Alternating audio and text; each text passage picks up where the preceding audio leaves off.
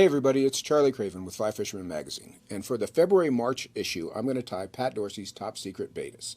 And I'm going to tie that fly on a very specific vise, which is not all that specific to me because I've used this vise for the last 30 years.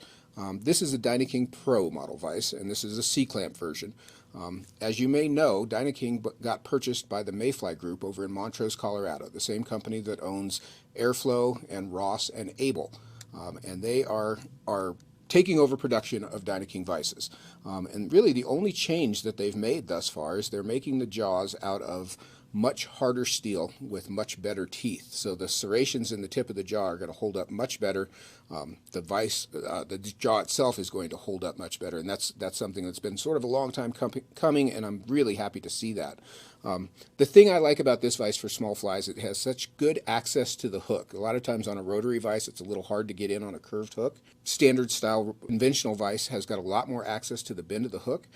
The other thing I like about this vise is you can tilt the head angle from 90 degrees to straight up. You can lock that in anywhere along the way, and full rotation, so you can check out either side of the fly. Like I say, I've tied on this vise for a long time, and I've tied a lot of flies on it. I'm really happy with this vise. So this is the vise that I recommend. Now, one of the things that the Mayfly Group is doing with Dynaking is they're sort of doling these out on a set schedule. So they've got a couple vices coming available in January and February, a couple more another month later, and so on out through, I think, about August. I think the Pro isn't going to be available until later in 2024, but that's something to keep an eye on. And what I'll do is, as I go through the flies for the Fly Tires bench, is I'll use a different vise every time just to kind of walk you through some of the differences. But this is the Dynaking Pro, and I'm going to tie Pat Dorsey's Top Secret Baetis in this. So let's sit down and twist one up. All right, we're going to tie Pat Dorsey's Top Secret Baetis. And this is obviously sort of an off-take of his Top Secret Midge, which is a killer pattern in and of itself. And Pat has had the forethought, or afterthought as it may be, to come through and sort of adapt this to a Baetis pattern. And it's a pretty simple little switch. Pat is really good at making simple flies that work really well, and this is one of them, one of those flies. So I'm sort of excited to tie this. I've known Pat for years and years and years, and I don't think I've gotten a chance to do one of his flies yet, so I'm excited about doing this one. And as promised, I'll talk a little bit about the vise as well. What I'm tying on today for this fly is a Dynaking Professional. This is a C-clamp model. This is my shop vise here that I've got here at Charlie's Fly Box. And the thing I like about this vise, especially on small flies, and I'm going to tie you a 16 just for camera clarity, but the thing I like about this vise is the access to the bend of the hook. You can see the bend of that hook is almost completely exposed, rather than, instead of just the pinching too far up onto the hook. So it gives me a lot of working room back here at the back. So to mount this tail and build this fly, it has just a ton of access to the hook. As I mentioned, the pockets in the jaws, you can see here there's the bigger pocket at the back and then the slightly smaller pocket at the front for holding larger size hooks. And if I take this fly out, you can see the serrations in the jaw tips for those smaller hooks. Just super secure. Just a wonderfully well-made vise. I've had my vise at home I've had since about 1990, and man, that thing has been around forever, and tied an awful lot of flies on it, and it's never let me down. So I'm pretty happy with that one. So with that, I'm going to twist you up a Top Secret Baetis, and I'm going to start with a Tiemco 2488. And typical size range on this kind of stuff is 16 through 22. Like I said, I'm going to tell you 16. It's just easier to see on the camera, makes things a little more clear. And I'm going to start with some Danville sort of olive brown 6/0 thread. I might call that tobacco.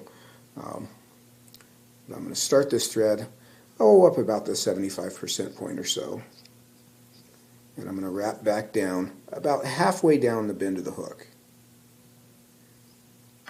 And at that point, I'm going to use a partridge feather, and this is kind of a partridge shoulder feather that I've plucked off a hide. You could use a neck feather just as easily. But this is sort of a more brown than gray colored feather. Really nice modeling and speckling on it. And I'm going to use this for the tail and for the legs. And for the tail, what I want to do is take just a small clump. You don't need much. It's probably 10 or 12 fibers, maybe even 8 or 10.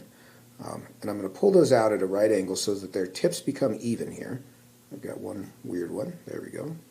And I'm going to grab a hold of that clump and then pull the feather away. And that maintains those tips so that they stay even.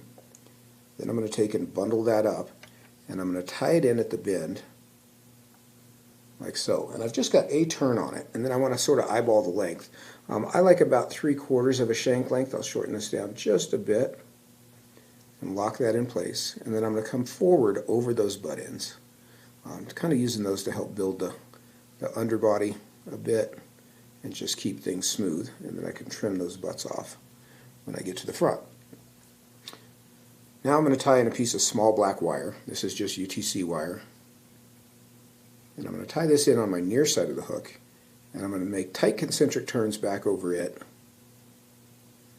all the way back to the base of the tail. And I want to make sure that these thread wraps are good and tight as I work back here. And then I'm going to come forward and build a bit of a taper here. Now on a big 16, you're going to have a fair bit more thread work than you'd have on a size 18 or 20.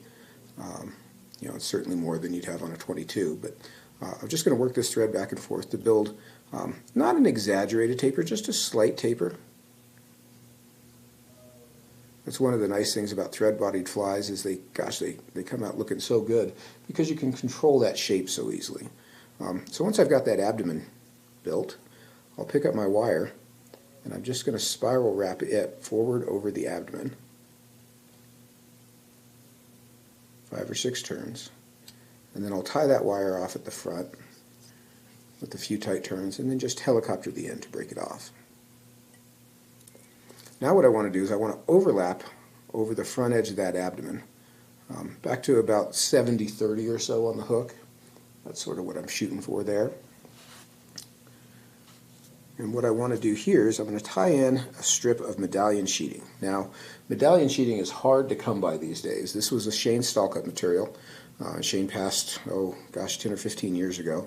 And there hasn't been any of this, but and as I mentioned in the article in the magazine, I was all set to sort of tease Pat about still using medallion sheeting that hasn't been made for years and years and years and still having it. And then when I went home and dug through my own stuff, I found a whole bag of it. So I'm just as guilty of hoarding as he is. But this is gray-colored medallion sheeting. Dun, dark dun, any of the gray colors will work. In lieu of this, when you can't find medallion sheeting, if you don't have a overloaded hoarder-style stash in your tying goodies, in lieu of this, you could use Swiss straw or even scudback for this wing case. But I want a piece that is cut almost as wide as the gap of the hook. This is going to sort of compress when I tie it in, so I want a fairly wide piece. And the beauty of this is when it wrinkles when you tie it in, it'll create some texture. So I'm going to tie it down and then just pull it down to length. And I want it to sort of cup around the front edge of the abdomen there. And I like a little bit longer thorax. You can see my thread split there on my thread wraps. So I can just make a couple spins and I'll get that thread wound back up again. Now the thorax on this is just olive brown superfine dubbing. A lot of dubbings you could use here. You could use beaver dubbing. You could probably even use rabbit dubbing. This olive brown superfine dubs down very tightly, so I can really control the shape. And this does have a rather pronounced thorax, so I do like superfine for this application. So I'm going to twist that down tightly on the thread.